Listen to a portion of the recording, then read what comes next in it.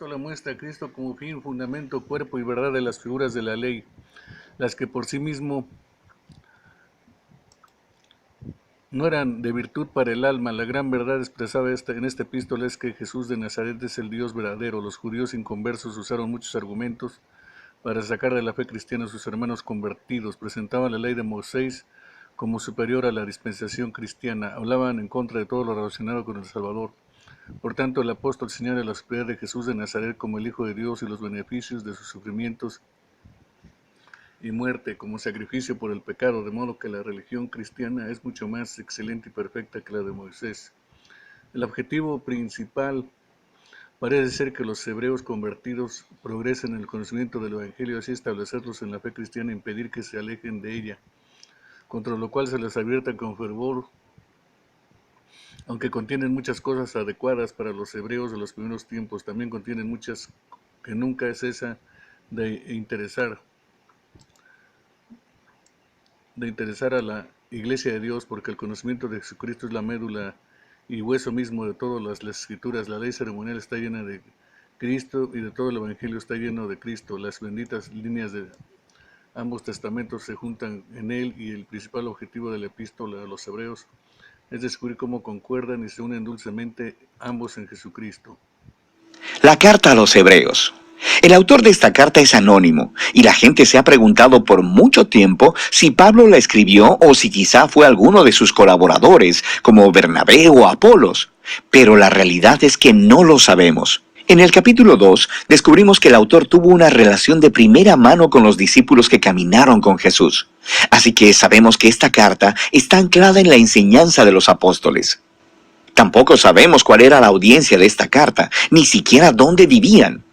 El autor los conoce muy bien y asume que tiene profundo conocimiento de las escrituras del Antiguo Testamento, especialmente de la narrativa de los primeros 5 libros de la Biblia, la Torá, acerca de cómo la familia de Abraham se convirtió en la nación de Israel, de cómo Moisés los siguió en su salida de la esclavitud en Egipto hasta el monte Sinaí, donde recibieron la Torá e hicieron un pacto con Dios, donde construyeron el tabernáculo que los sacerdotes utilizaban para ofrecer sacrificios, y también acerca de cómo vagaron por el desierto en su camino hacia la tierra prometida. El autor simplemente espera que los lectores conozcan todos los detalles de estas historias. Así que lo más probable es que la audiencia esté compuesta de judíos cristianos, y de ahí viene el nombre de la carta. El capítulo 10 nos da pistas que indican que esta comunidad de iglesia estaba enfrentando persecución y hasta prisiones por su asociación con Jesús. Algunos en la comunidad estaban alejándose de Jesús y abandonando la fe por completo, y eso explica el propósito y la estructura de esta carta. Primero tenemos una breve introducción, seguida de 4 secciones donde el autor compara y contrasta a Jesús con personas y eventos claves de la historia de Israel. Primero, se compara a Jesús con los ángeles en la Torá. En segundo lugar, con Moisés y con la tierra prometida. En tercer lugar, con los sacerdotes y con Melquisedec. Y finalmente, con los sacrificios en el pacto. El autor tiene 2 objetivos principales en todos estos contrastes. El primero es elevar a Jesús como superior a cualquier otra persona o cosa, mostrando que Jesús es digno de toda su confianza y devoción. Pero su segundo objetivo es retar a los lectores a permanecer fieles a Jesús a pesar de la persecución. Así que cada sección incluye una fuerte advertencia de no abandonar a Jesús. Ahora, profundicemos y veamos cómo se desarrolla todo esto. La elevación de Jesús comienza en la oración inicial de la introducción. Dios, que muchas veces y de varias maneras habló a nuestros antepasados en otras épocas por medio de los profetas, en estos días finales nos ha hablado por medio de su Hijo. De manera que el autor está diciendo que Jesús es superior a todas las otras maneras previas en las que Dios se reveló a Israel. Luego, hace la sorprendente declaración que Jesús es el resplandor de la gloria de Dios y la imagen exacta de la naturaleza de Dios. Estas metáforas hacen la identificación más cercana posible entre Jesús y Dios. Así que Jesús es a Dios lo que los rayos de luz son al sol, o Jesús es lo que la impresión en la cera es al sello de un anillo. Para este autor no hay Dios aparte de Jesús. Jesús es Dios hecho hombre como el Hijo, y esta elevada manera de ver a Jesús es la que se desarrolla a través del resto de la carta. En la primera sección, el autor compara a Jesús con los ángeles, lo que podría parecer un poco extraño. ¿Por qué ángeles? En la tradición judía se enseñaba, basado en Deuteronomio 33:2, que la Torá y las palabras de Dios fueron entregadas a Moisés en el monte Sinaí a través de ángeles. Así que al decir que Jesús es superior a los ángeles, el autor está declarando que Jesús y su mensaje de buenas nuevas son superiores a todos los mensajeros anteriores de la palabra de Dios. De manera que la primera advertencia fluye de este mismo punto. Si Israel fue llamado a prestar atención a la Torá, la cual fue entregada por ángeles, ¿cuánto más deberíamos prestar atención al mensaje que fue anunciado por el Hijo de Dios? Y no solo eso, debido a la condición de superioridad de Jesús con respecto a los ángeles, cuán asombroso es que Él entregara ese estado tan alto para convertirse en hombre, morir y sufrir. En Jesús vemos la gloria de Dios en mayor grado y su gran humildad al Jesús unirse compasivamente al trágico destino de la humanidad. En los capítulos 3 y 4, el autor continúa diciendo que Jesús es superior a Moisés, quien guió a Israel a través del desierto y quien construyó el tabernáculo.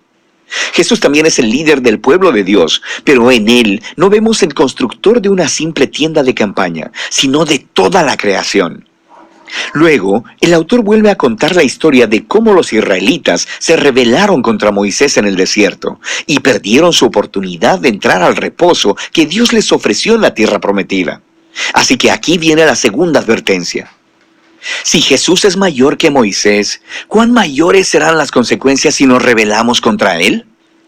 Nosotros también estamos en una clase de desierto donde tenemos que confiar en Dios para el descanso futuro en la nueva creación de Dios.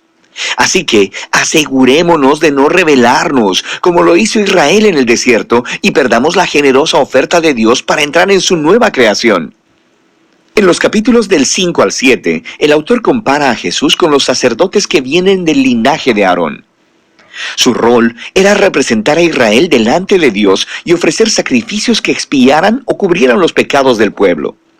Pero él señala que los sacerdotes eran ellos mismos personas imperfectas, así que debían ofrecer sacrificios constantemente por sus propios pecados, así como por los pecados de todos los demás.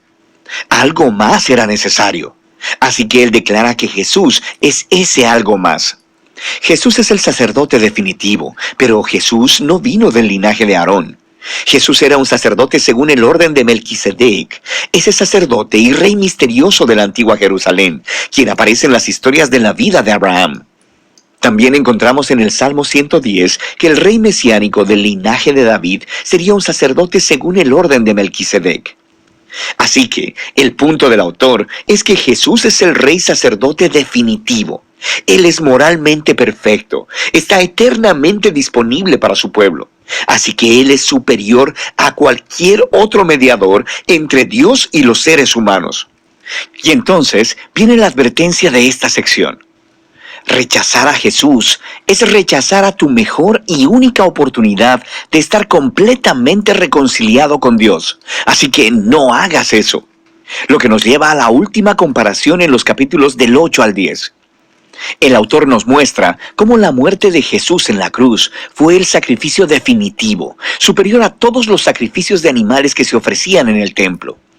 Esos sacrificios debían ser ofrecidos constantemente, tanto cada día como anualmente en el día de la expiación. Jesús ofreció su vida una vez y para siempre, y eso fue suficiente para cubrir los pecados de todo el mundo. Así que el autor advierte a la audiencia sobre alejarse de Jesús. Es como darle la espalda a la oferta generosa del perdón de Dios. ¿Por qué harías eso? Nos dice que el sacrificio de Jesús es permanente y es el fundamento del nuevo pacto del que hablaron los profetas, donde todos los pecados son perdonados. Así que ahora que el autor ha elevado a Jesús por medio de todos estos contrastes, esta sección final es un gran reto a seguir a Jesús. Piensa en el gran panorama. En Jesús han encontrado la palabra misma de Dios. En Jesús tienen esperanza para estar en la nueva creación. Jesús es su eterno sacerdote. Él es el sacrificio perfecto. Así que ahora ellos deben seguir a todos los grandes modelos de la fe que se encuentran en la historia de las Escrituras y deben permanecer fieles a Jesús, confiando que a pesar de cualquier dificultad y persecución, Dios no abandonará a su pueblo. Ese es el flujo de pensamiento básico a través de la carta, la cual al final el autor dice que es una breve palabra de exhortación. Aquí hay algunos otros consejos para leer esta carta. Cuando el autor cite de las escrituras del Antiguo Testamento, lo cual sucede en casi todas las oraciones, detente y busca las referencias y lee la cita en su contexto original. Y a veces te confundirás, pero en la mayoría de las veces podrás ver conexiones geniales que de otra manera nunca hubieras notado, así que vale la pena el esfuerzo. También deberías saber que estos pasajes de advertencia te pondrán incómodo, y ese es el punto. No están ahí para asustarte. Están ahí para mostrarte que rechazar a Jesús es tonto, porque Él es asombroso. Estas advertencias sirven al propósito principal de la carta: mostrar que Jesús es la revelación definitiva del amor y la misericordia de Dios. Y de eso se trata la carta a los Hebreos.